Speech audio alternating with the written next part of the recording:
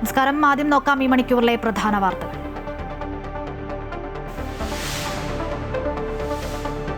ബംഗാൾ ഉൾക്കടലിൽ ന്യൂനമർദ്ദം. സംസ്ഥാനത്ത് 5 ദിവസം മഴ തുടരും. 7 ജില്ലകളിൽ ഓറഞ്ച് അലർട്ട്. ഇടുക്കി അടിമാലിയിൽ ശക്തമായ മഴ. ദേശീയപാതയിൽ മണ്ണിടിഞ്ഞു വീണു. കല്ലാർകുട്ടി ഡാമിന്റെ ഷട്ടറുകൾ കൂടുതൽ ഉയർത്തി. നദീതീരത്തുള്ളവർക്ക് ജാഗ്രതാ നിർദ്ദേശം.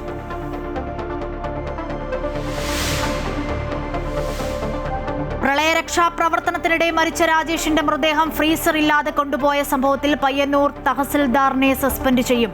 KP പോളിന് ഗുരുതര വീഴ്ചയെന്ന് കണ്ടെത്തൽ. നടപടി കളക്ടറുടെ റിപ്പോർട്ടിൽ. മൃതദേഹം കൊണ്ടുപോകാൻ തഹസിൽദാർ 25,000 രൂപ ആവശ്യപ്പെട്ടെന്നും പഞ്ചായത്ത് അംഗം മുഖേന 10,000 രൂപ നൽകേണ്ടി വന്നെന്നും വിവാദമായതോടെ പണം തിരികെ നൽകിയെന്നും റിവർ റാഫ്റ്റിംഗ് സൊസൈറ്റി അധികൃതർ.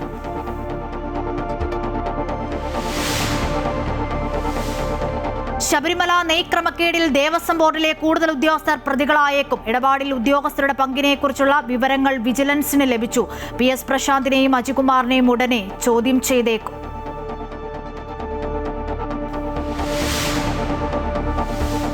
കോന്നി ആനക്കൂട്ടിൽ ആന പാപ്പാനെ ചവിട്ടിക്കൊന്നു. മരിച്ചത് മോഹനൻ.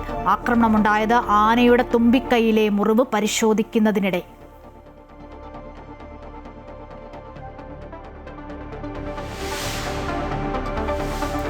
US സ്ഥാനപതി സെർജിയോ ഗോറുമായി കൂടിക്കാഴ്ച നടത്തി മുഖ്യമന്ത്രി VD സതീശൻ. ഉന്നത വിദ്യാഭ്യാസം, ടൂറിസം ഉൾപ്പെടെയുള്ള മേഖലകളിൽ ചർച്ച. ഡൊണാൾഡ് ട്രംപിന്റെ മരുമകൻ മൈക്കൽ ബുലോസും സംഘത്തിൽ.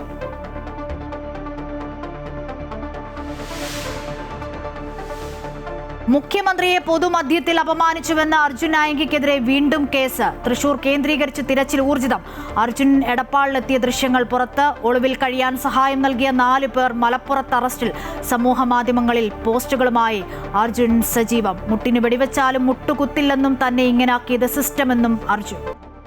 തെക്കു പടിഞ്ഞാറൻ ബംഗാൾ ഉൾക്കടലിനും വടക്കൻ ഒഡീഷയ്ക്കും മുകളിലായി ന്യൂനമർദ്ദം രൂപപ്പെട്ടതിനാൽ സംസ്ഥാനത്ത് 12-ാം തീയതി വരെ നേരിയോ മിതമായ മഴയ്ക്കോ സാധ്യതയുള്ളതായി കാലാവസ്ഥാ വകുപ്പ്. ഇന്നും നാളെയും ചിലയിടങ്ങളിൽ ശക്തമായ മഴയ്ക്കും കേരള ലക്ഷദ്വീപ് തീരങ്ങളിൽ മണിക്കൂറിൽ 40 മുതൽ 60 കിലോമീറ്റർ വരെ വേഗതയിൽ ശക്തമായ കാറ്റിനും സാധ്യതയെന്ന് മുന്നറിയിപ്പുണ്ട്. ഇതിന്റെ പശ്ചാത്തലത്തിൽ സംസ്ഥാനത്തെ വിവിധ ജില്ലകളിൽ കാലാവസ്ഥാ വകുപ്പ് ഓറഞ്ച്, യെല്ലോ അലർട്ടുകൾ പ്രഖ്യാപിച്ചു. പത്തനംതിട്ട, ആലപ്പുഴ, കോട്ടയം, കോഴിക്കോട്, വയനാട്, കണ്ണൂർ, കാസർഗോഡ് എന്നീ 7 ജില്ലകളിലാണ് ഓറഞ്ച് അലർട്ടുള്ളത്. മറ്റു ജില്ലകളിൽ യെല്ലോ അലർട്ടാണ്. നാളെ കോഴിക്കോട്, വയനാട്, കണ്ണൂർ, കാസർഗോഡ് ജില്ലകളിൽ യെല്ലോ അലർട്ട് പ്രഖ്യാപിച്ചിട്ടുണ്ട്.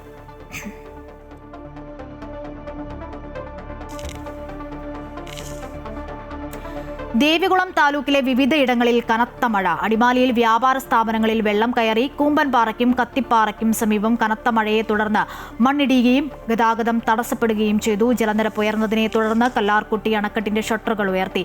രാത്രികാലങ്ങളിൽ മലയോര മേഖലകളിൽ യാത്രകൾ കഴിവതും ഒഴിവാക്കണമെന്നും ജാഗ്രത പുലർത്തണമെന്നും ജില്ലാ ഭരണകൂടവും പ്രാദേശിക ഭരണകൂടവും നിർദ്ദേശം നൽകി. കോട്ടയം ജില്ലയുടെ പടിഞ്ഞാറൻ മേഖലയിൽ പ്രളയ ദുരിതം ഒരാഴ്ച പിന്നിടുകയാണ്. പ്രധാന റോഡുകളിലെ യാത്രാ തടസ്സം നീങ്ങിയെങ്കിലും ഉൾനാടൻ റോഡുകളിൽ പലതിലും ഗതാഗതം നിലവിൽ സാധ്യമല്ല. ജലനിരപ്പ് ഉയർന്നു നിൽക്കുന്നത് നഷ്ടങ്ങളുടെ വ്യാപ്തി വർദ്ധിപ്പിക്കുന്നതിനൊപ്പം ആരോഗ്യ ഭീഷണിയും ഉയർത്തുന്നു. കോട്ടയം താലൂക്കിലെ തിരുവാർപ്പ്, കുമരകം, ഐമനം, ആർപ്പുകര, വിജയപുരം പഞ്ചായത്തുകളുടെയും കോട്ടയം നഗരസഭയുടെയും താഴ്ന്ന പ്രദേശങ്ങളിൽ ഒരാഴ്ചയായി ജലനിരപ്പ് ഉയർന്നു നിൽക്കുകയാണ്. 100 കണക്കിന് വീടുകളാണ് വെള്ളക്കെട്ടിനുള്ളിലായിരിക്കുന്നത്. 2018 വെള്ളം പോലും ഇതുപോലെ കിടന്നിട്ടില്ല. പിന്നെയും കയറി ഇറങ്ങുക. എല്ലാ വീട്ടിലെല്ലാവരും അച്ചാച്ചനും അമ്മയും അനിയനും എല്ലാം അവിടെ കിടക്കുന്നു. മൊത്തം വെള്ളമായിരുന്നു. പിന്നെ ചെയ്യാനും വീട്ടിലരെ ചങ്ങാറ്റം വെള്ളം ഉണ്ടായിരുന്നു. വെള്ളം ഇറങ്ങിയിട്ടില്ല. ഇപ്പോൾ ഇവിടെ ഇറങ്ങിക്കഴിഞ്ഞാലും നമുക്ക് നിലയില്ലാതെ വെള്ളമുണ്ട്. കുടിവെള്ളം ഒന്നും ചെയ്യാനില്ല. കരപ്പറ്റോളത്ത് പോയി കുടിക്കാമെന്ന് നോക്കുകയുള്ളൂ.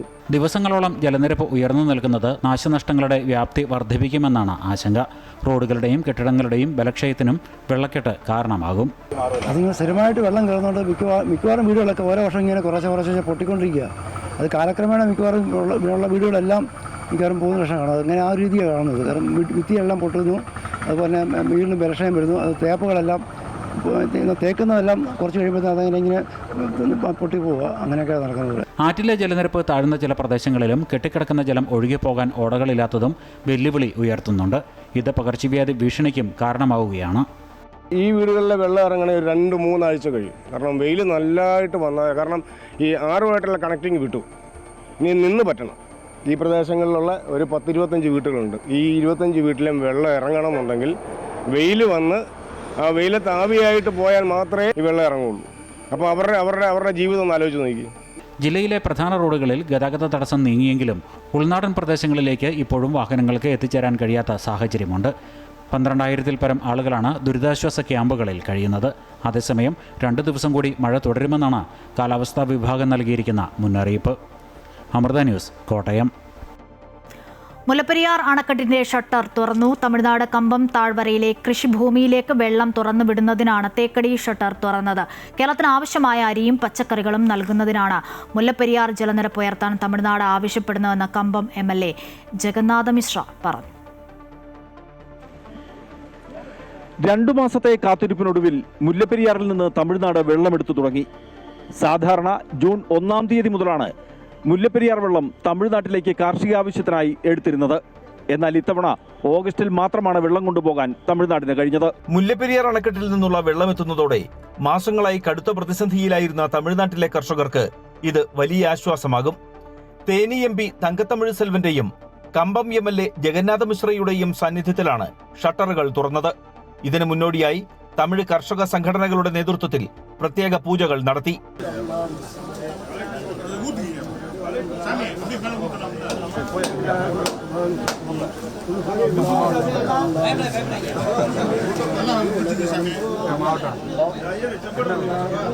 മുല്ലപ്പെരിയാർ ജലനിരപ്പ് ഉയർത്തണമെന്ന ആവശ്യം കമ്പം MLA ജഗന്നാഥ മിശ്ര ആവർത്തിച്ചു. அதனால் ஹெல்ப்பை கேரளா கவர்மெண்ட் ஆலோசித்து ஹெல்ப்பை இந்த கழிவு நீரை முல்லை பெரியார் குடிநீரில் கலக்க நோக்கணும். 2 ഗവൺമെന്റുമേ സംസാരിച്ചിട്ട് ഇരിക്ക്. മുല്ലപ്പെരിയാർ അണക്കെട്ടിലെ ജലനിരപ്പും നീരൊഴുക്കും കൃത്യമായി വിലയിരുത്തിയ ശേഷമാണ് വെള്ളം തുറന്നുവിടാനുള്ള അന്തിമ തീരുമാനം തമിഴ്നാട് അധികൃതർ കൈക്കൊണ്ടത്. കമ്പം താഴ്വരയിലെ കർഷക സംഘടനകൾ ദീർഘനാളുകളായി ഉന്നയിച്ചിരുന്ന ആവശ്യത്തിനാണ് ഇതോടെ പരിഹാരമാകുന്നത്. MC Boban, Amrita news, Idukki. മുതലപ്പുഴയിൽ മത്സ്യബന്ധനത്തിനിടെ അപകടത്തിൽപ്പെട്ട് കാണാതായ ഷിജിനായി 9-ാം ദിവസം നടത്തിയ തിരച്ചിലും നിഷ്ഫലമായി. രാവിലെ 5:30 എത്തുമെന്ന് പറഞ്ഞ സ്കൂബ ടീം എത്താൻ വൈകിയതും ഉച്ചയ്ക്ക് ശേഷം കാലാവസ്ഥ പ്രതികൂലമായതും തിരിച്ചടിയായി. ഇന്നലെ രാത്രിയോ ഇന്ന് അതിരാവിലെയോ പോലും സ്കൂബ ടീമിനെ വിളിക്കുന്നതിൽ സർക്കാർ സംവിധാനങ്ങൾ വീഴ്ച വരുത്തിയതാണ് ടീം വൈകാൻ കാരണം. മുതലപ്പുഴയിൽ കാണാതായ ഷിജിനു വേണ്ടി 9-ാം ദിവസം രാവിലെ 5:30 മണിയോടുകൂടി തെരച്ചിൽ ആരംഭിക്കുമെന്നായിരുന്നു സർക്കാർ സംവിധാനങ്ങളും മന്ത്രി നൽകിയിരുന്ന ഉറപ്പ്. തെരച്ചിലിനായി സ്കൂബ ടീമും എത്തുമെന്നും മന്ത്രി ഉറപ്പ് നൽകിയിരുന്നു. എന്നാൽ രാവിലെ 12 മണിയായിട്ടും ഇത്തരത്തിൽ സ്കൂബ ടീം എത്താതെ വന്നതോടെ കുടുംബം അവരുടെ പ്രതിഷേധം രേഖപ്പെടുത്തി. 5:45 ഇവിടെ ഇറങ്ങുമെന്ന് പറഞ്ഞതാ. ഇതുവരെ ഇവിടെ ആരും വന്നിട്ടില്ല. അവർ പറഞ്ഞു ഇപ്പോൾ വരുന്നു അങ്ങനെ പറയുന്നതല്ലാതെ വേറെ ഒരു ഇതുമില്ല. സ്ഥലത്തെത്തിയ CPI സംസ്ഥാന സെക്രട്ടറി ബിനോയ് വിശ്വം സർക്കാർ സംവിധാനങ്ങളുടെ പോരായ്മകൾ ചൂണ്ടിക്കാട്ടി വിമർശനം ഉന്നയിച്ചു. ഇവിടെ ഒരു ഗവൺമെൻറ് ഉണ്ടോ? ആ ഗവൺമെൻറ് നാഥനുണ്ടോ? എല്ലാ വകുപ്പും പരാജയപ്പെട്ടിരിക്കുന്നു. ഫിഷറീസ് വകുപ്പ്, റവന്യൂ വകുപ്പ്, പൊതുഭരണ വകുപ്പ് എന്ന് വേണ്ട എല്ലാ വകുപ്പുകളും ഒരുപോലെ പരാജയപ്പെട്ടിരിക്കുന്നു. ഒടുവിൽ കാത്തിരിപ്പുകൾക്ക് അവസാനമായി സ്കൂബ ടീം 12:30 സ്ഥലത്തെത്തി. നടത്താൻ പോകുന്ന കാര്യങ്ങൾ എങ്ങനെയാണെന്ന് ടീം വിശദീകരിച്ചു. നമ്മൾ 4 പേരടങ്ങുന്നത്. ഇപ്പം നമ്മൾ 2 പേരടങ്ങും. ബോഡി കിട്ടുവാന്ന ഒരാളുടെ ഇറങ്ങി നമ്മൾ ബോഡി റിക്കവർ ചെയ്യും. വളരെ വേഗം സംഭവ സ്ഥലത്തേക്ക്. അവിടെ തെരച്ചിൽ ആരംഭിച്ച് 1 മണിക്കൂർ പിന്നിടുന്നതിന് മുമ്പേ കാലാവസ്ഥ പ്രതികൂലമായി. വളരെ വേഗം തെരച്ചിൽ അവസാനിപ്പിച്ച് സംഘം കരയ്ക്ക് കയറി. ഏത് വിധേനയാണ് തെരച്ചിൽ നടത്തിയതെന്ന് സംഘം ഇങ്ങനെ വിശദീകരിച്ചു.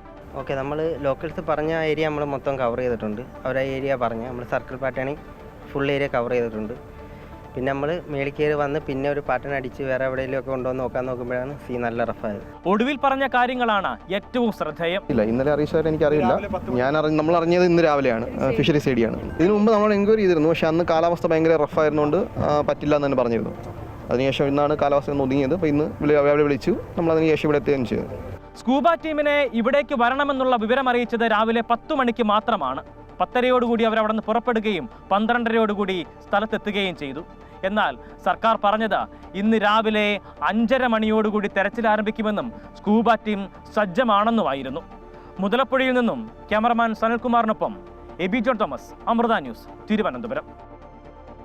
രാജേഷിന്റെ മൃതദേഹം ഫ്രീസർ ഇല്ലാതെ കൊണ്ടുപോയ സംഭവത്തിൽ പയ്യന്നൂർ തഹസിൽദാറിനെ സസ്പെൻഡ് ചെയ്യാൻ നിർദ്ദേശം. പയ്യന്നൂർ തഹസിൽദാർ പോൾ KP ആണ് സസ്പെൻഡ് ചെയ്യാൻ ലാൻഡ് റവന്യൂ കമ്മീഷണർക്ക് റവന്യൂ മന്ത്രി AP അനിൽകുമാർ നിർദ്ദേശം നൽകിയത്. ജില്ലാ കളക്ടർ സമർപ്പിച്ച അന്വേഷണ റിപ്പോർട്ടിന്റെ അടിസ്ഥാനത്തിലാണ് മന്ത്രിയുടെ നടപടി.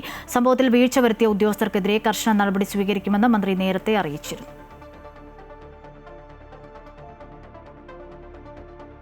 മുഖ്യമന്ത്രിയുടെ വിരുന്ന് വിവാദം VD സതീഷിനെതിരെ പിണറായി വിജയൻ. 2018 പ്രളയമുണ്ടായപ്പോൾ അന്ന് പട്ടിണി കിടന്നിട്ടില്ല, പക്ഷേ ചില ഔചിത്യമുണ്ട്. മുഖ്യമന്ത്രി അത് കാണിച്ചിട്ടുണ്ടോ എന്ന് അദ്ദേഹം തന്നെ പരിശോധിക്കട്ടെ എന്നും പിണറായി വിജയൻ പറഞ്ഞു. ഞാനതിനെ കുറിച്ച് പ്രത്യേകിച്ചൊന്നും പറയേണ്ട കാര്യമില്ലല്ലോ. ഞാൻ അന്ന് പട്ടിണി കിടന്നിട്ടില്ല എന്നുള്ളത് ശരിയാണ്. പക്ഷേ അത് ആ ഘട്ടത്തില് നമ്മൾ കാണിക്കേണ്ട ചില ഔചിത്യങ്ങളുണ്ട്. അതാണ് പ്രശ്നം. ആ ഔചിത്യം അദ്ദേഹത്തിന്റെ ഭാഗത്ത് ഉണ്ടായോ എന്നത് അദ്ദേഹം സ്വയം പരിശോധിക്കുകയാണ് വേണ്ടത്. പിന്നെ അതിന്റെ ഭാഗമായിട്ട് എന്നെ പറയണമെങ്കിൽ പറഞ്ഞോട്ടെ എന്ന് മാത്രമേ ഉള്ളൂ. കോഴിക്കോട് കിനാലൂർ കുറുമ്പൊയിൽ പുന്നത്തറ മലയിൽ റോഡിന് സമീപം മണ്ണിടിച്ചിലിന്റെ ദൃശ്യങ്ങൾ അമൃത ന്യൂസിന് ലഭിച്ചു. മഴക്കാലത്ത് ഉരുൾപൊട്ടൽ, മണ്ണിടിച്ചിൽ, മലവെള്ളപ്പാച്ചിൽ സാധ്യതയുള്ള പ്രദേശത്ത് പുതിയൊരു ക്വാറിക്ക് കൂടി അനുമതി നൽകിയതോടെ നാട് ഒന്നടങ്കം ആശങ്കയിലാണ്. Amrita news exclusive.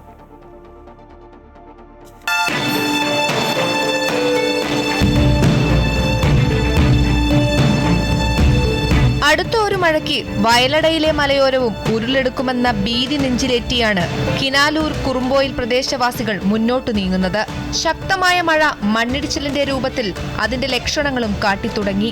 പുന്നത്തറ ഭാഗത്ത് റോഡിന്റെ ഒരു ഭാഗം തന്നെ അപകട ഭീഷണിയിലാക്കിക്കൊണ്ട് മണ്ണിടിച്ചിലുണ്ടായിരിക്കുന്നത്. ഈ ഭാഗത്തൊക്കെ മലവെള്ളം വന്നിട്ടാണ് ഈ ഇടിച്ചിൽ മുഴുവൻ വരുന്നത്. യാതൊരു സേഫ്റ്റി ഈ ഭാഗത്തില്ല. ഇതിന് മുകളിൽ 5-6 കുടുംബങ്ങൾ താമസിക്കുന്നുണ്ട്. ഇവരൊക്കെ വീട് ഭയങ്കര ഭീഷണിയിലാണ്. ഇപ്പോൾ പ്രദേശം എന്ന് പറഞ്ഞാൽ ഈ റോഡ് കട്ടായി കഴിഞ്ഞാൽ മേലോട്ടുള്ള ബന്ധം മൊത്തം വിട്ടുപോകും. മുകളിൽ കുറേ കുടുംബങ്ങൾ താമസിക്കുന്ന വയലട പ്രദേശത്ത് അവിടെ ഒന്നും എത്തിപ്പെടാൻ പിന്നെ കഴിയാതെയാവും. നിലവിൽ വയലടയിൽ ഒരു കരിങ്കൽ കോറി പ്രവർത്തിക്കുന്നുണ്ട്.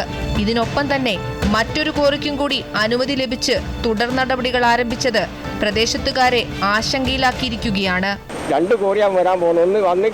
ഒന്ന് വരാൻ പോകുന്നുണ്ട്. അതിനെ ഞങ്ങളിങ്ങനെ സമരം ചെയ്തുകൊണ്ട് നിൽക്കുകയാണ്, വരാണ്ടിരിക്കാൻ വേണ്ടിയിട്ട്. അങ്ങോട്ട് വന്നാൽ ഞങ്ങൾക്ക് ഭയങ്കര ബുദ്ധിമുട്ട് അവിടെ ഉണ്ടാകുക. ഒരു പുതിയ കോറി വരിക എന്ന് പറയുന്നത് അത് ജനങ്ങൾ പേടിക്കുന്നൊരു സംഗതിയില്ല. ഈ സംഗതി ഇതിങ്ങനെ കണ്ടാൽ നമുക്ക് മനസ്സിലാവും ഇത് വളരെ ഭീകരമായിട്ടുള്ളൊരു സ്ഥിതിയാണ്. ഭാവിയിൽ ഇത്തരത്തിലുള്ള ഒരു കോറി മുന്നോട്ടേക്ക് വരരുത് എന്നുള്ളത് തന്നെയാണ്. വയലട പോലെ പരിസ്ഥിതി ലോല പ്രദേശമായ ഈ ഒരു സ്ഥലത്ത് കോറിക്ക് അനുമതി നൽകുകയും അത് തുടരുകയുമാണെങ്കിൽ തീർച്ചയായും ഒരു ഉരുൾപൊട്ടൽ ഇവിടെ വരുമെന്നാണ് നാട്ടുകാർ ആശങ്ക പങ്കുവെക്കുന്നത്. എത്രയും പെട്ടെന്ന് ഇതിനൊരു അടിയന്തര നടപടിയെടുക്കണമെന്നാണ് എല്ലാവരും ഒന്നടങ്കം ആവശ്യപ്പെടുന്നത്.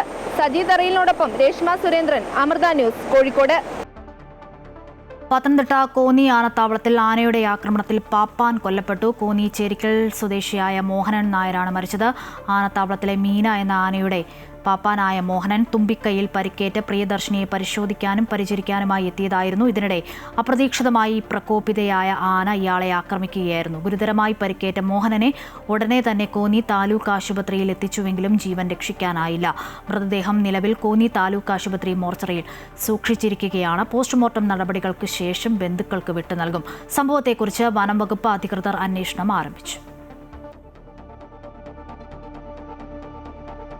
ശബരിമല നെയ്ക്രമക്കേടിൽ ദേവസ്വം ബോർഡിലെ കൂടുതൽ ഉദ്യോഗസ്ഥർ പ്രതികളായേക്കും. ഇടപാടിൽ ഉദ്യോഗസ്ഥരുടെ പങ്കിനെക്കുറിച്ചുള്ള വിവരങ്ങൾ വിജിലൻസിന് ലഭിച്ചു. ദേവസ്വം വിജിലൻസ് വിഷയത്തിൽ തുടരന്വേഷണത്തിന് തീരുമാനമെടുത്തതും ഇതിന്റെ അടിസ്ഥാനത്തിലാണ്. ദേവസ്വം ബോർഡ് മുൻ പ്രസിഡന്റ് PS പ്രശാന്തിനെയും ബോർഡ് അംഗമായിരുന്ന അജികുമാറിനെയും ഉടനെ ചോദ്യം ചെയ്തേക്കും. ശബരിമല നെയ്ക്രമക്കേടുമായി ബന്ധപ്പെട്ട് പ്രതിചേർക്കപ്പെട്ട ഏക ദേവസ്വം ബോർഡ് ഉദ്യോഗസ്ഥൻ മുരാരി ബാബു മാത്രമാണ്. ടെൻഡർ നടപടികൾ റദ്ദാക്കി മെൽമയ്ക്ക് അനുകൂലമായ ശുപാർശ നൽകിയെന്ന് കണ്ടെത്തിയതിനെ തുടർന്നാണ് മുരാരി ബാബുവിനെ പ്രതിചേർത്തത്. മുരാരി ബാബുവിന്റെ ശുപാർശയിൽ തുടർ നടപടി സ്വീകരിച്ച ദേവസ്വം ബോർഡ് ഉദ്യോഗസ്ഥരാണ് ഇനി പ്രതിപട്ടികയിലേക്ക് വരിക. ചില ഉദ്യോഗസ്ഥരുടെ പങ്ക് സ്ഥിരീകരിക്കുന്ന വിവരങ്ങൾ അന്വേഷണ സംഘത്തിന് ലഭിച്ചിട്ടുണ്ട്. വൈകാതെ തന്നെ ഇവരെയും ചോദ്യം ചെയ്യും. കരാറിൽ മിൽമ ഉദ്യോഗസ്ഥരിൽ നിന്നും വിവരം തേടാനും അന്വേഷണ സംഘം തീരുമാനിച്ചിട്ടുണ്ട്. ഇന്നലെ ചേർന്ന ദേവസ്വം ബോർഡ് യോഗം ഉദ്യോഗസ്ഥരുടെ പങ്കിനെക്കുറിച്ച് കൂടുതൽ അന്വേഷണം നടത്താൻ തീരുമാനിച്ചിരുന്നു. ഏതെങ്കിലും ഉദ്യോഗസ്ഥർ കുറ്റക്കാരെന്ന് കണ്ടെത്തിയാൽ ഇവർക്കെതിരെ ബോർഡും നടപടി സ്വീകരിക്കും. ശബരിമലയിലെ നെയ്ക്രമക്കേടിൽ ക്രമക്കേടിൽ PS പ്രശാന്തിന്റെയും അജികുമാറിന്റെയും അറസ്റ്റ് വൈകാതെ രേഖപ്പെടുത്തും. ഇതിനായി കൊല്ലം വിജിലൻസ് കോടതിയെ സമീപിക്കാനാണ് അന്വേഷണ സംഘത്തിന്റെ നീക്കം. പ്രതികളെ കസ്റ്റഡിയിലെടുത്ത് വിശദമായ ചോദ്യം ചെയ്യലിലേക്കും ഉടൻ കടക്കും.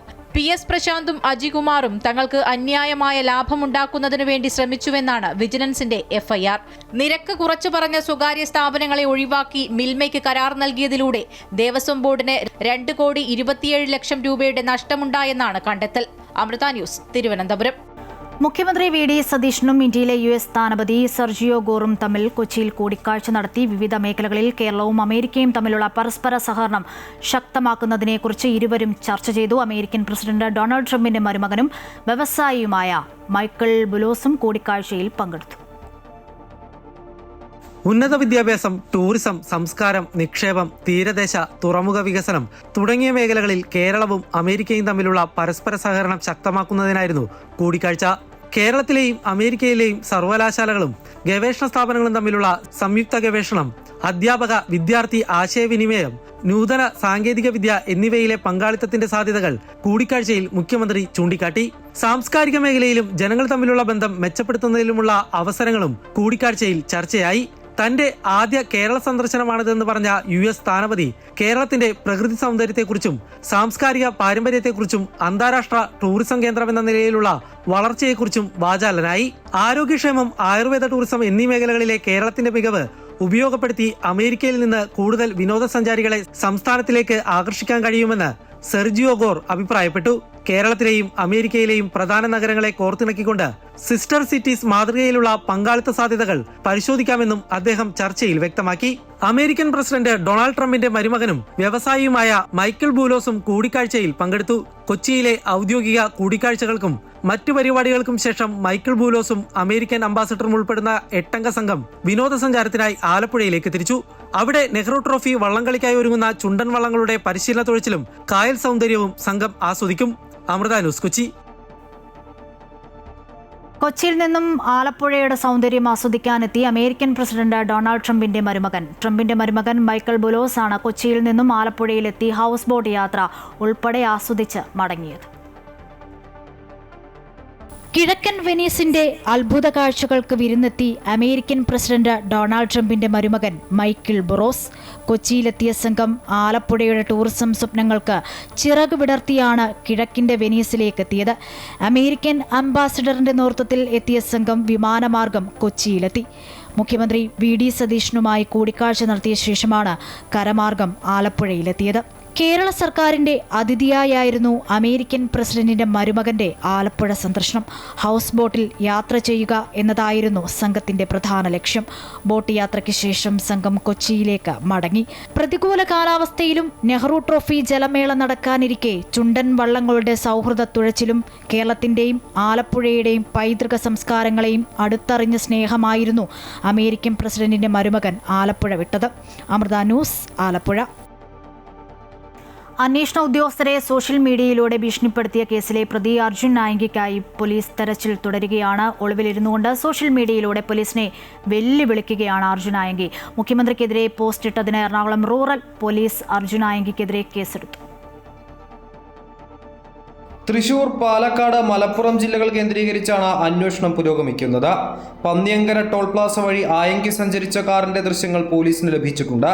ഇതിന്റെ അടിസ്ഥാനത്തിൽ ആയങ്കിയുടെ സഹോദരൻ അഖിലടക്കം തൃശൂരിലെയും എടപ്പാളിലെയും സുഹൃത്തുക്കളെയും കൂട്ടാളികളെയും പോലീസ് കസ്റ്റഡിയിലെടുത്ത് ചോദ്യം ചെയ്തു. വട്ടക്കുളം സ്വദേശികളായ അഴകത്ത് വളപ്പിൽ ഫൈസൽ, അധികാരത്ത് വളപ്പിൽ അബൂബക്കർ സിദ്ദിഖ്, മുണ്ടേക്കാട്ടിൽ നൌഫൽ, പാലക്കവളപ്പിൽ അഷ്കർ എന്നിവരാണ് അറസ്റ്റിലായത്.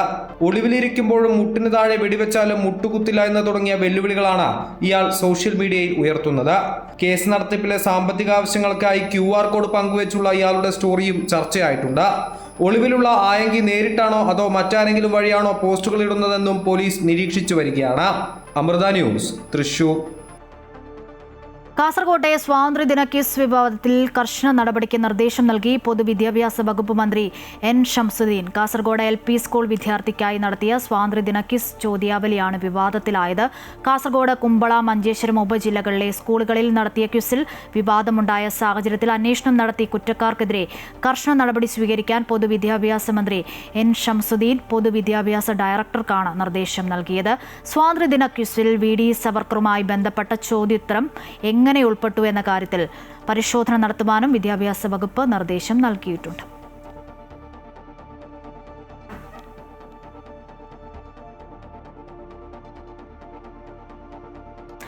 അർജുൻ ആയങ്കിക്കെതിരെ നടപടിയെടുത്തോട്ടെ എന്ന് പിണറായി വിജയൻ. ആയങ്കിയെ ന്യായീകരിക്കേണ്ട ആവശ്യം എനിക്കില്ല, വെടിവെക്കാൻ ഉത്തരവിട്ടതിനെക്കുറിച്ച് അറിയില്ലെന്നും അദ്ദേഹം പറഞ്ഞു. കാസർകോട്ടെ സവർക്കർ അനുകൂല ചോദ്യത്തിൽ പ്രതികരിച്ച പ്രതിപക്ഷ നേതാവ് കേരളത്തിൽ സംഘപരിവാർ അനുകൂല സാഹചര്യമാണെന്നും അത് അവർക്ക് ബോധ്യപ്പെട്ടതുകൊണ്ടാണ് അത്തരം ചോദ്യങ്ങളെന്നും പ്രതികരിച്ചു.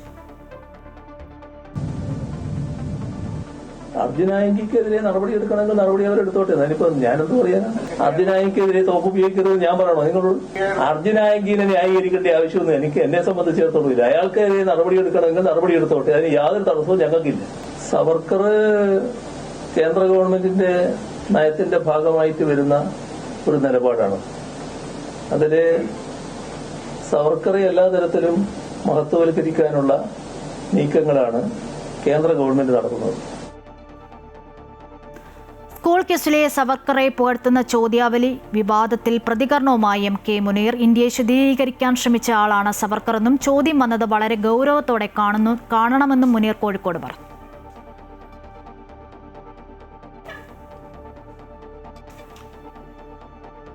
ഔദ്യോഗിക വാഹനം വരാൻ വൈകിയതിനെ തുടർന്ന് വീണ്ടും ഓട്ടോറിക്ഷയിൽ യാത്ര ചെയ്ത കേന്ദ്രമന്ത്രി സുരേഷ് ഗോപി ആലപ്പുഴയിൽ വസ്ത്രവ്യാപാരശാലയുടെ ഉദ്ഘാടനത്തിന് ശേഷം മടങ്ങുമ്പോഴായിരുന്നു സംഭവം. കേന്ദ്രമന്ത്രി കയറിയ ഓട്ടോറിക്ഷയ്ക്ക് 2 പോലീസ് വാഹനങ്ങളും അകമ്പടിയായി. ഉദ്ഘാടനത്തിനായി മന്ത്രി എത്തിയത് വ്യാപാരശാലയുടെ വാഹനത്തിലായിരുന്നു. എന്നാൽ ഉദ്ഘാടനത്തിന് ശേഷം ഔദ്യോഗിക വാഹനം എത്താൻ വൈകിയതോടെ മന്ത്രി ഓട്ടോറിക്ഷയിൽ മടങ്ങുകയായിരുന്നു. പരീക്ഷാ ക്രമക്കേടുമായി ബന്ധപ്പെട്ട പ്രതിഷേധങ്ങളിൽ രാഹുൽ ഗാന്ധിയെ വിമർശിച്ച് ശശി തരൂർ MP. CJP ഉന്നയിച്ച അതേ വിഷയം തന്നെയാണ് ഏറ്റെടുത്തതെങ്കിലും രാഹുലിന് കാര്യമായ ചലനമുണ്ടാക്കാനായില്ല. രാഹുലിന്റെ സംവാദ പരിപാടി ചാത്രോം കി ഗൂഞ്ചിന് ജനങ്ങളുടെ പൾസ് മനസ്സിലാക്കാനായില്ലെന്നും തരൂർ വിമർശിച്ചു. കോൺഗ്രസ് പുനർചിന്തനം നടത്തണമെന്നും തരൂർ വ്യക്തമാക്കി. പരീക്ഷാ ക്രമക്കേടുകൾ കോൺഗ്രസ് കേന്ദ്ര സർക്കാരിനെതിരെ ആയുധമാക്കുമ്പോഴാണ് വിഷയത്തിൽ കോൺഗ്രസിനും രാഹുൽ ഗാന്ധിക്കും കാര്യമായ ചലനമുണ്ടാക്കാനായില്ല എന്ന വിമർശനം മുതിർന്ന നേതാവും MPയുമായ ശശി തരൂർ ഉന്നയിച്ചത്. കോക്രോച്ച് ജനതാ പാർട്ടി ഉയർത്തിയ വിഷയങ്ങൾ അതിനു മുൻപ് കോട്ടയിലെ സംവാദ പരിപാടിയിൽ രാഹുൽ ഗാന്ധി ഏറ്റെടുത്തിരുന്നു. എന്നാൽ കൗതുകമെന്ന് പറയട്ടെ, രാഹുലിന്റെ സംവാദ പരിപാടി ചാത്രോം കി ഗൂഞ്ചിന് വേണ്ടത്ര ശ്രദ്ധ ലഭിച്ചില്ല. ജൻസികളുടെ വിഷയങ്ങൾ പ്രതിഫലിപ്പിക്കാനും ജനങ്ങളുടെ പൾസ് മനസ്സിലാക്കാനും രാഹുലിന്റെ ചാത്രോം കി ഗൂഞ്ചിനായില്ലെന്നും ശശി തരൂർ കുറ്റപ്പെടുത്തി. മുംബൈയിലെ ഒരു സംവാദ പരിപാടിയിലായിരുന്നു ശശി തരൂരിന്റെ പ്രതികരണം. The established parties will cease to be relevant unless they can listen to the new voices that they haven't heard so far. And I think, frankly, we should have started hearing them already with this. Interestingly enough, the issues taken up by the CJP and the Jantar Mantar protesters had been taken up by us earlier. We had a Chatron Ki Goonj thing where Rahul Gandhi was addressing students about the paper leaks, about the thing. And that's why we need to ask ourselves, what did we fail to do? Did we fail to listen? Did we fail to tap into the old cliche of having your finger on the pulse of the people? Was our finger missing from the pulse of Gen Z? യുവാക്കളെ കേട്ടില്ലെങ്കിൽ മുഖ്യധാര രാഷ്ട്രീയ പാർട്ടികൾ അപ്രസക്തമാകും. കോൺഗ്രസ് ഇക്കാര്യത്തിൽ പുനർചിന്തനം നടത്തണമെന്നും ശശി തരൂർ പറഞ്ഞു. BJPക്ക് പുതിയ തലമുറയെ കേൾക്കുന്നതിൽ പോരായ്മ വന്നുവെന്ന് മനസ്സിലാക്കി പ്രധാനമന്ത്രി ഉൾപ്പെടെയുള്ളവർ പുതിയ നീക്കങ്ങൾ നടത്തുന്നുണ്ടെന്നും ശശി തരൂർ ചൂണ്ടിക്കാട്ടി. അമൃത ന്യൂസ്, ന്യൂഡൽഹി. രാജ്യതലസ്ഥാനത്ത് പ്രക്ഷോഭങ്ങൾക്ക് വേദിയാകുന്ന ജന്തർ മന്ദർ പ്രദേശം അടച്ചിടുന്ന കാര്യം എന്തുകൊണ്ട് പരിഗണിക്കുന്നില്ലെന്ന് ഡൽഹി ഹൈക്കോടതി. പ്രതിഷേധത്തിന് അനുമതി തേടിയുള്ള ഹർജി പരിഗണിക്കവെയായിരുന്നു കോടതിയുടെ പരാമർശം. സമരങ്ങൾ ജനങ്ങളുടെ സാധാരണ ജീവിതം തടസ്സപ്പെടുത്തിക്കൊണ്ടാകരുതെന്നും കോടതി നിരീക്ഷിച്ചു. ഡൽഹിയിൽ പ്രതിഷേധങ്ങൾ നടക്കാറുള്ള ജന്തർ മന്ദിർ പ്രദേശം പൂർണ്ണമായും അടച്ചിടുന്ന കാര്യം എന്തുകൊണ്ട് പരിഗണിക്കുന്നില്ല എന്ന് ഡൽഹി ഹൈക്കോടതി പോലീസിനോട് ചോദിച്ചു. നഗരമധ്യത്തിലെ ഇത്തരം പ്രതിഷേധങ്ങൾ കാരണം നഗരത്തെ അനാവശ്യമായി ബന്ദിയാക്കുന്ന സാഹചര്യമുണ്ടാകാൻ പാടില്ല. സാധാരണ ജനജീവിതം തടസ്സപ്പെടുത്തുന്ന രീതിയിൽ സമരകേന്ദ്രങ്ങൾ വേണമോ എന്ന് സർക്കാരാണ് തീരുമാനിക്കേണ്ടതെന്നും ജസ്റ്റിസ് അമിത് മഹാജൻ വാക്കാൽ പരാമർശിച്ചു. All India Dalit Christian rights protection committee Jantar മന്ദിറിൽ പ്രതിഷേധ പ്രകടനത്തിന് അനുമതി തേടി സമർപ്പിച്ച ഹർജി പരിഗണിക്കവെയായിരുന്നു ജസ്റ്റിസ് അമിത് മഹാജന്റെ പരാമർശങ്ങൾ. വിഷയം നിലവിൽ സുപ്രീം കോടതിയുടെ പരിഗണനയിലുണ്ടെന്നും ഇക്കാര്യം സർക്കാർ പരിശോധിക്കാമെന്നും സോളിസിറ്റർ ജനറൽ കോടതിയെ അറിയിച്ചു. സമാധാനപരമായി പ്രതിഷേധിക്കാനുള്ള ഭരണഘടനാപരമായ അവകാശം തങ്ങൾക്കുണ്ടെന്ന് ഹർജിക്കാരന്റെ അഭിഭാഷകൻ ചൂണ്ടിക്കാട്ടി. അത് ശരിയാണെങ്കിലും സമരത്തിന്റെ പേരിൽ നഗരത്തിലെ ജനങ്ങളുടെ സാധാരണ ജീവിതം തടസ്സപ്പെടുത്തരുതെന്നും കോടതി വ്യക്തമാക്കി. കൂടാതെ സ്വാതന്ത്ര്യദിനം അടുത്തുവരുന്ന സാഹചര്യത്തിൽ സുരക്ഷ മുൻനിർത്തി പ്രദേശത്ത് നിരോധനാജ്ഞ ഏർപ്പെടുത്തിയിട്ടുണ്ടെന്നും സർക്കാർ അഭിഭാഷകൻ കോടതിയെ അറിയിച്ചു. അമൃത ന്യൂസ്, ന്യൂഡൽഹി. ബംഗളൂരുവിൽ KSRTC ബസ് മറിഞ്ഞ് മരണപ്പെട്ട ഡ്രൈവർ വെള്ളയിൽ സ്വദേശി മിഥിലേഷിന് വിശ്രമമില്ലാതെ ഡ്യൂട്ടി നൽകിയിരുന്നതായി പരാതി. ബദൽ ഡ്രൈവറായ മിഥിലേഷ് മൈസൂർ ഡ്യൂട്ടി കഴിഞ്ഞ് എത്തിയതിന് പിന്നാലെ ബംഗളൂരു സർവീസിന് വിളിപ്പിക്കുകയായിരുന്നു. ബംഗളൂരു രാമനഗര ബിഡതിയിൽ രാവിലെ ഉണ്ടായ അപകടത്തിൽ കോഴിക്കോട് കോവൂർ സ്വദേശിയായ കണ്ടക്ടർ അരുണും മരണപ്പെട്ടു. കോഴിക്കോട് ബംഗളൂരു KSRTC ബസ് നിയന്ത്രണം വിട്ട് മറിഞ്ഞ് മരണപ്പെട്ട ബദൽ ഡ്രൈവർ മിഥിലേഷിന് വിശ്രമമില്ലാതെ ഡ്യൂട്ടി നൽകിയിരുന്നതായാണ് പരാതി. കഴിഞ്ഞ ദിവസം മൈസൂർ ഡ്യൂട്ടി കഴിഞ്ഞെത്തിയ മിഥിലേഷിനെ ഇന്നലെ ബംഗളൂരു ഡ്യൂട്ടിക്ക് വീണ്ടും വിളിപ്പിക്കുകയായിരുന്നു. ഈ സർവീസിനിടെയാണ് അപകടത്തിൽ മരണപ്പെട്ടത്. മിഥിലേഷിനൊപ്പം കണ്ടക്ടർ അരുണും മരണപ്പെട്ടു. മൈസൂർ പോയി രാവിലെ എത്തിയിട്ടുള്ളൂ. രാവിലെ എത്തി, പിന്നെ ഇന്നലെ ഉറങ്ങിയിട്ട് 9:30 നമ്മളാണ് ട്രിപ്പ് പോയത്. പിന്നെ രാവിലെ അറിയണേ മറ്റേ സംഭവമൊക്കെ. എന്നെ ഒരു 9:30 വിളിച്ചിന് വണ്ടി എടുക്കാറുണ്ട്. വെള്ളയിൽ സ്വദേശിയായ മിഥിലേഷ് സ്വകാര്യ ബസ്സിലെ ഡ്രൈവറായിരുന്നു. ഇടക്കാലത്താണ് KSRTCയുടെ ബദൽ ഡ്രൈവറായി കയറിയത്. ബിഗതിയിലെ രാവിലെ 6:40 അപകടം. നിയന്ത്രണം വിട്ട ബസ് റോഡരികിലെ സൂചനാ ബോർഡ് ഇടിക്കുകയും തുടർന്ന് തല കീഴായി മറിയുകയുമായിരുന്നു. മിഥിലേഷിന്റെ മൃതദേഹം ബാംഗ്ലൂരിലെ സ്വകാര്യ ആശുപത്രിയിലാണ്. ഉടൻ നാട്ടിലെത്തിക്കും. അപകടത്തിൽ നിരവധി യാത്രക്കാർക്കും പരിക്കേറ്റിട്ടുണ്ട്. അമൃത ന്യൂസ്, കോഴിക്കോട്.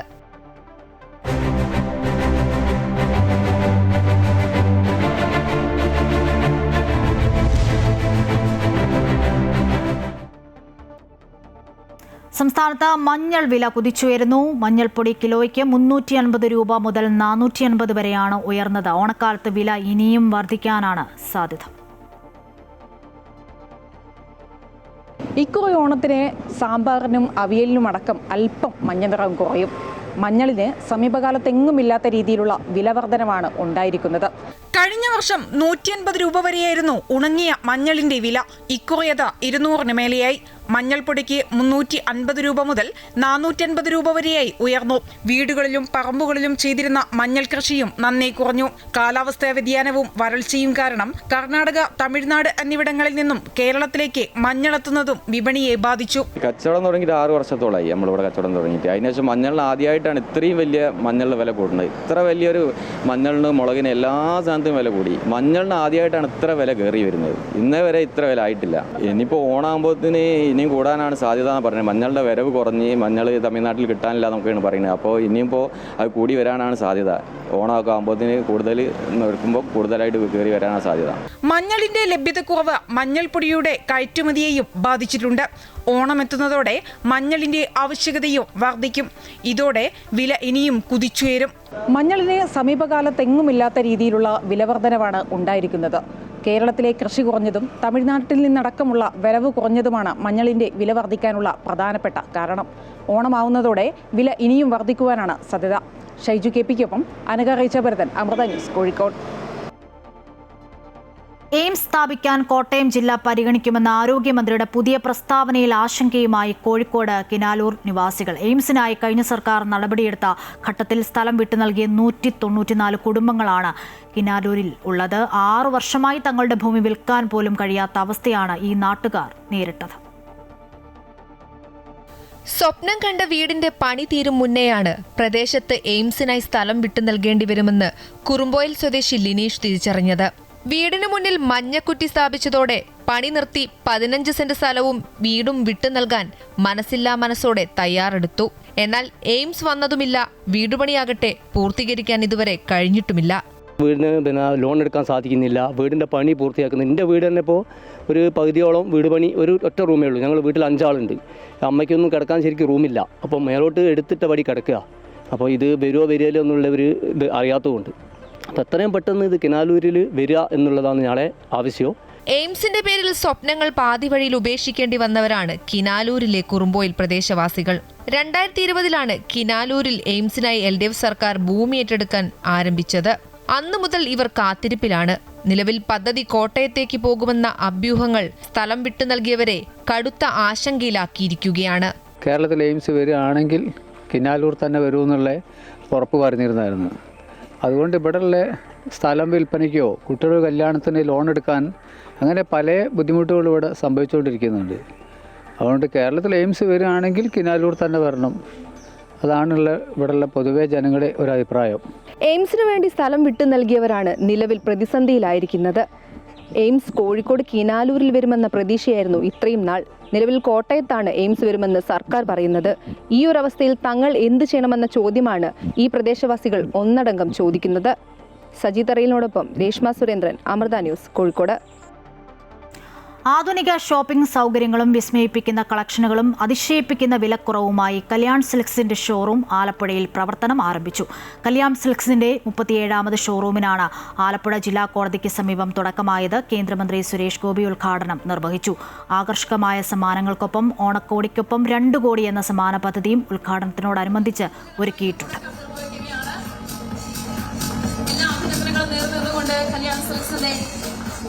ആലപ്പുഴ ഷോറൂം ഈ നാടിനായി സമർപ്പിക്കപ്പെട്ടിരിക്കുകയാണ്.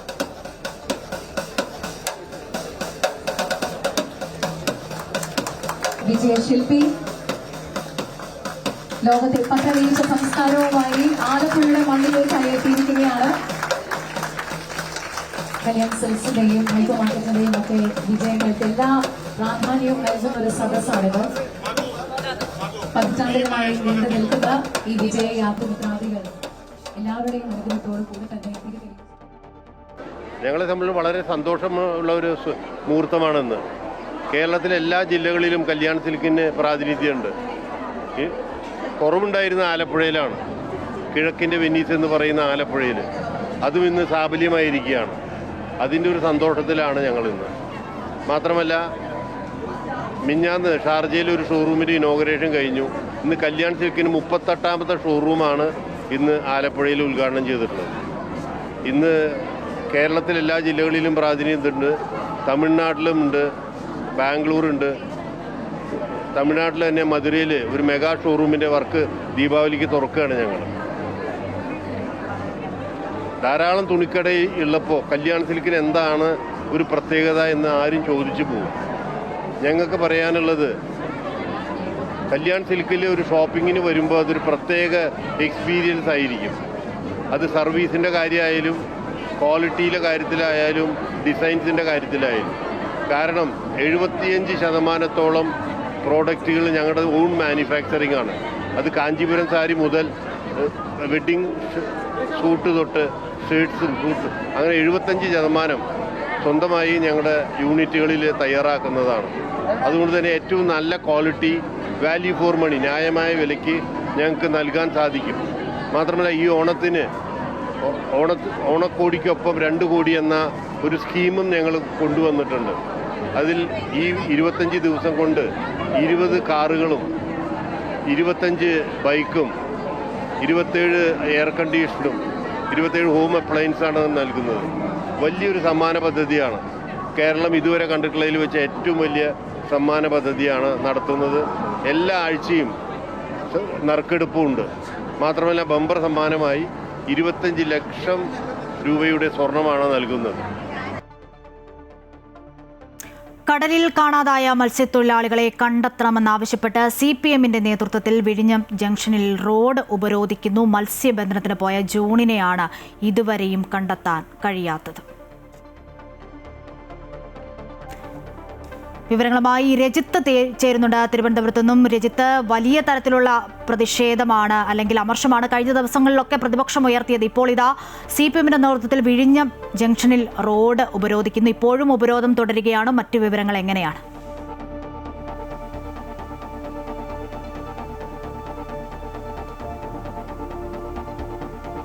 കാണാതായിട്ടുള്ള മത്സ്യത്തൊഴിലാളികളെ കണ്ടെത്തുന്നതിന് കാര്യക്ഷമമായ നടപടി സ്വീകരിക്കണമെന്ന് ആവശ്യപ്പെട്ടുകൊണ്ടാണ് പ്രതിഷേധം.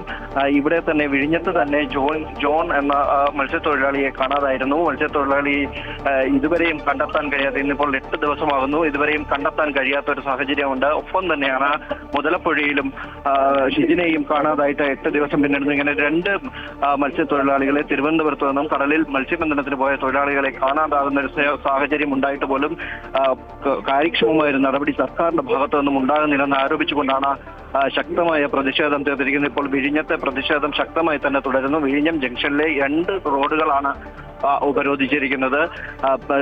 സർക്കാർ വേണ്ട വിധത്തിൽ നടപടി സ്വീകരിക്കാത്ത പക്ഷം അതിന് സർക്കാർ ഉറപ്പ് നൽകുന്നത് വരെ പ്രതിഷേധം ശക്തമായി തന്നെ തുടരാനാണ് തീരുമാനിച്ചിട്ടുള്ളതും.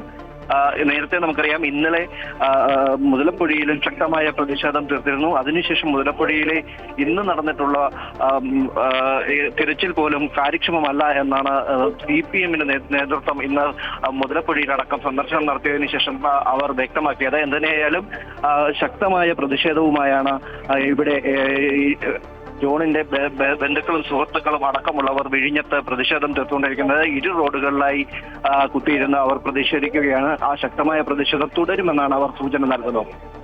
ശരി, വിവരങ്ങളാണ് രജിത്ത് നൽകിയത്. കടലിൽ കാണാതായ മത്സ്യത്തൊഴിലാളികളെ കണ്ടെത്തണമെന്നാവശ്യപ്പെട്ട് CPM-ന്റെ നേതൃത്വത്തിൽ വിഴിഞ്ഞം ജംഗ്ഷൻ റോഡ് ഉപരോധിക്കുകയാണ്. 2 റോഡുകളാണ് ഉപരോധിക്കുന്നത്. മത്സ്യബന്ധനത്തിന് പോയ ജോണിനെയാണ് ഇതുവരെയും കണ്ടെത്താൻ കഴിയാത്തത്. ഉപരോധം തുടരുമെന്നാണ് CPM പ്രവർത്തകർ പറയുന്നത്.